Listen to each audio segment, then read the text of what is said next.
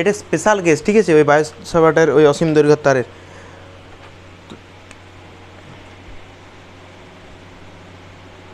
এটা এটা একটা অসীম দৈর্ঘ্যের তার, এটা গেছে এই তারটার থেকে এ দূরত্বে চৌম্বক ক্ষেত্র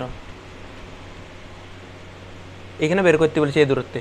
তাহলে দেখ এই অবস্থাতে যে ফাই ওয়ানটা তারটা আর কি ছোটো করলাম প্রথমে একটু ফিল করার জন্য। তাহলে দেখ এইখানে যদি আমরা তারটা আঁকি, তারের যে ফাই ওয়ান কোনটা হবে, দেখ ছোটো হবে, ফাই ওয়ান কোনটা ছোটো হবে। আমি তারটা বাড়ালাম, দেখ ফাই ওয়ানটা বাড়ছে,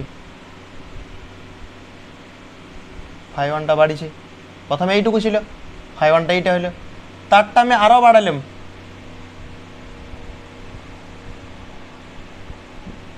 বাড়ছে কি না, ফাই ওয়ানটা আরও বাড়ছে।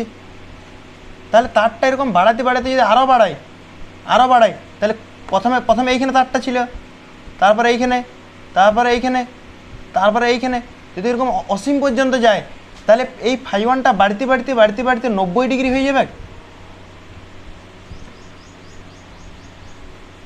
তারটা যদি বাড়ে, ফাই ওয়ানটা বাড়ছে কি না, তারটা প্রথমে এইটুকু, তাহলে কোন দেখ এইটুকু, এটা ফাই ওয়ান কোন, আমি তারটা বাড়ালাম, বাড়লেও কোনটা বাড়ছে কি না, কোনটা বাড়ছে, তো আবার বাড়ালাম, তো কোনটা আরও বাড়ছে, দেখ আরও বাড়ছে, আরও বাড়ালাম আরও বাড়বে। তো যদি অসীম তার হয়ে যায়, অসীম তারের ক্ষেত্রে এদিকে বরাবর অসীম পর্যন্ত বিস্তৃত, আর এদিকে বরাবরও অসীম পর্যন্ত বিস্তৃত, আর এইখান থেকে আমি ধরলাম এইটা মধ্যবিন্দু থেকে এই বিন্দুতে চৌম্বক ক্ষেত্র বের করতে হবে। তো দেখ একটু ভালো করে, প্রথমে এইটুকু তার ছিল, এইটুকু এইরকম বাড়তে বাড়তে বাড়তে বাড়তে বাড়তে বাড়তে ফাই ওয়ান আর ফাই টুটা কত হয়ে গেছে, এটা অসীম পর্যন্ত বিস্তৃত হয়ে যাবে। এই যে ফাই ওয়ান আর ফাই টু কত হয়ে গেছে, তাহলে অসীম তার ক্ষেত্রে ফাই ওয়ান আর ফাই টু কত হয়ে গেছে, 90 ডিগ্রি। চৌম্বক ক্ষেত্রের সূত্রটা কী ছিল, বি সমান mu naught I by 4 pi A, এখানে ছিল sine phi one plus sine phi two.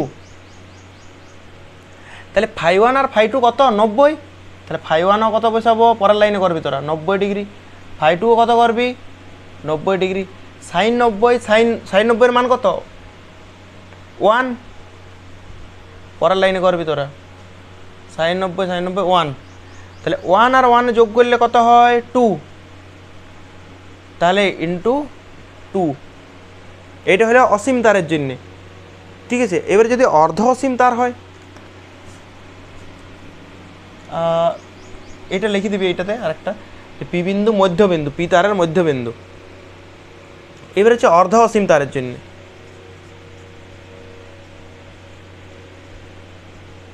অর্ধ অসীম তারের ক্ষেত্রে যদি তারটা অর্ধ অসীম হয়, অর্ধ অসীম মানে কি দেখ, আগে পি বিন্দুটা কোথায় ছিল বল, এরকম এ দূরত্বে এখানে পি বিন্দুটা ছিল তো আগের ক্ষেত্রে,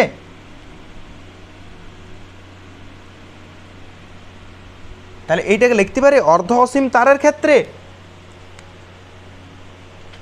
অথবা পি বিন্দু তারের কোনো প্রান্তে, কোনো প্রান্ত থেকে লম্ব দূরত্বে।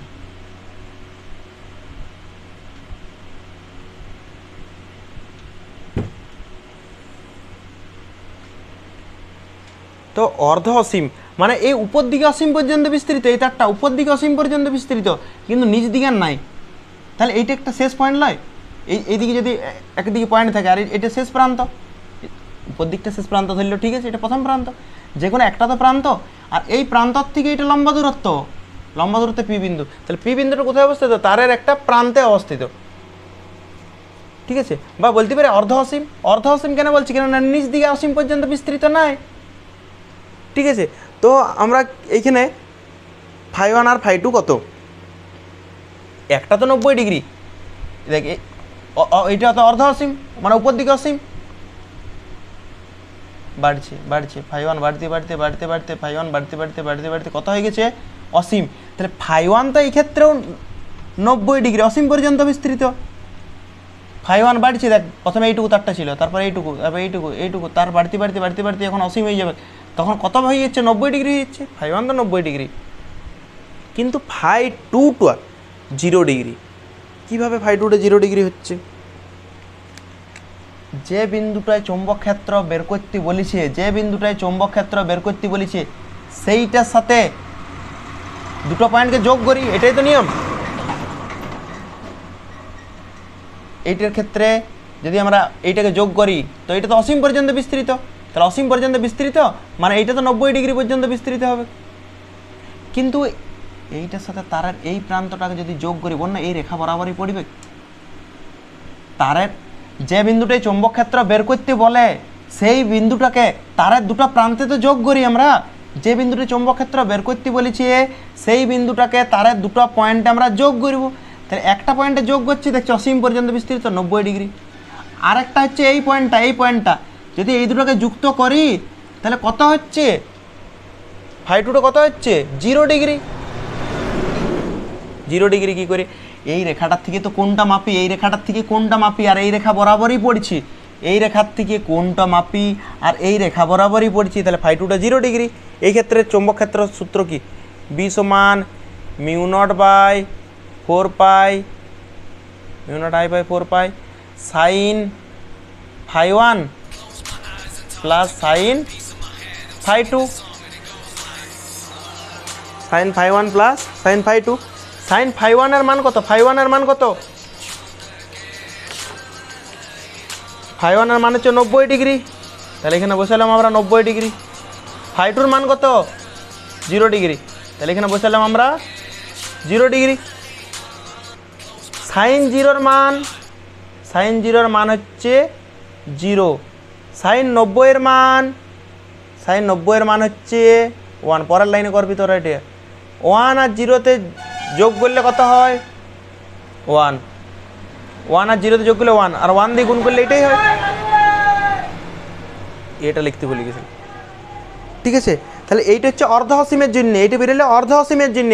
তাহলে আমরা এটা শুধু বি লয়, এইটা লিখে দিচ্ছি বি কার জন্যে? অর্ধ অসীম। এটা অর্ধ অসীমের। আর এইটা বিটা কার জন্যে? বিটা হচ্ছে অসীম, ঠিক আছে। এবার বলতে এই দুটোর মধ্যে সম্পর্ক কি? এইটা পুরোপুরি অসীম তারের জন্য চৌম্বক ক্ষেত্র, অসীম কেন লিখলাম? পুরোপুরি অসীম তারের জন্য বি মানে চৌম্বক ক্ষেত্র, আর এটা হচ্ছে অর্ধ অসীমের জন্য চৌম্বক ক্ষেত্র। এই দুটোর মধ্যে সম্পর্ক কি?